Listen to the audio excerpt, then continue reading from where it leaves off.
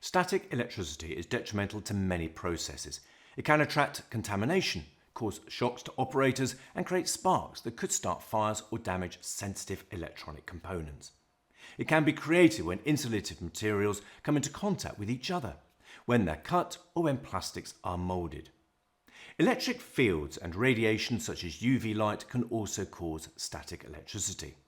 Here we're looking at ionized air blowers, which are an effective way to eliminate static charges in long-range and wide area applications. Fraser offers two model ranges of blowers. These are the 2050 and 2010. The 2050 consists of an integrated power unit, replaceable tungsten ionizing emitter pins, and fan. It's powered by 12-volt DC and is supplied with a 90-25-volt AC power supply. Available in 1, 2, 3 or 4 fan versions with a 3-way fan speed switch and LED to show the operating status.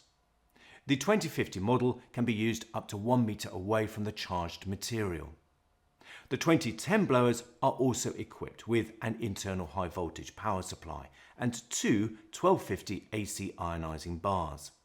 These blowers are available in lengths from 305mm up to 2 meters in 250mm steps. They can be used up to 2 meters away from the charged material. The flow of ionized air is controlled using the rotary fan speed controller on the rear of the unit.